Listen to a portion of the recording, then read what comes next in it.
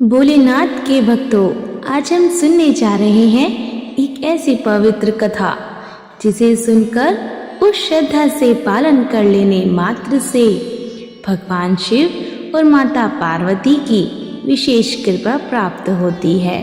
प्रदोष व्रत को इतना प्रभावशाली माना गया है कि इसके प्रभाव से असंभव कार्य भी संभव हो जाते हैं। यह व्रत दुख, दरिद्रता और संकटों को दूर करके जीवन में सुख, समृद्धि और विजय का मार्ग प्रशस्त करता है। इस कथा में एक साधारण सी ब्राह्मण विधवा महिला और 2 अनाथ राजकुमारों का जीवन किस प्रकार प्रदोष व्रत की महिमा से बदल जाता है, यह जानकर आपके हृदय में भी भोलेनाथ के प्रति अटूट विश्वास जाग उठेगा। तो आइए भक्तजनों, श्रद्धा भाव से सुनते हैं शुक्र प्रदोष व्रत की मंगलमय कथा को। बहुत समय पहले अंबापुर नामक गांव में एक ब्राह्मण महिला रहती थी। उसका पति अब इस संसार में नहीं था और वह अपने जीवन यापन के लिए भिक्षा मांगकर किसी तरह गुजारा करती थी। एक दिन भिक्षा के लिए निकली। मार्ग में 2 छोटे से निराश्रित बालक मिले। ममतामयी ब्राह्मणी का हृदय पसीज गया।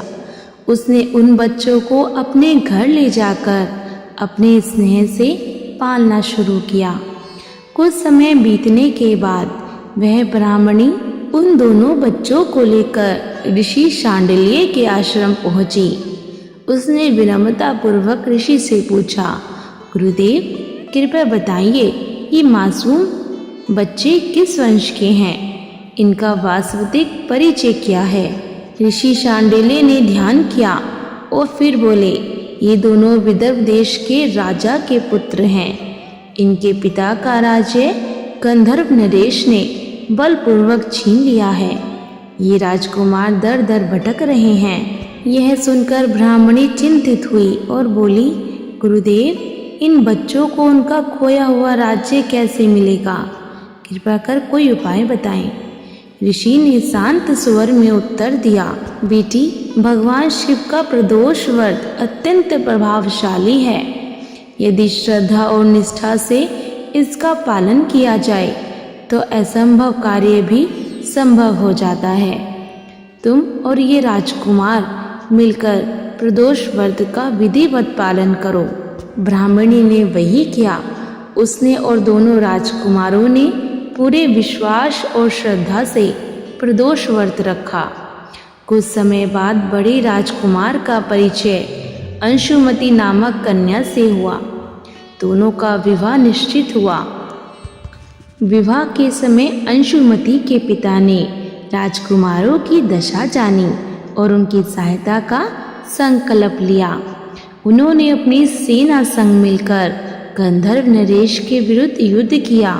भगवान शिव की कृपा और प्रदोष व्रत के प्रभाव से राजकुमार विजयी हुए और अपना खोया हुआ राज्य पुनः प्राप्त कर लिया। राज्य प्राप्ति के बाद दोनों राजकुमारों ने उस ब्राह्मणी को दरबार में मान सम्मान से स्थान दिया। अब वह अभाव और दुख से मुक्त होकर सुखी जीवन व्यतीत करने लगी और भगवान भोलेनाथ की महान भक्त बन गई। इस प्रकार भक्तजनों, प्रदोष व्रत की यह पावन कथा यहीं पूर्ण होती है। जैसे ब्राह्मण महिला और राजकुमारों को भगवान शिव की असीम कृपा से सुख, समृद्धि और राज्य की प्राप्ति हुई, वैसे ही जो कोई भी श्रद्धा और भक्ति के साथ इस व्रत का पालन करता है, उस पर भी महादेव और माता पार्वती की अनंत कृपा बरसती है। भोलेनाथ अपने भक्तों के सारे दुख, दरिद्रता को दूर करके उन्हें सुख, शांति और आनंद प्रदान करते हैं।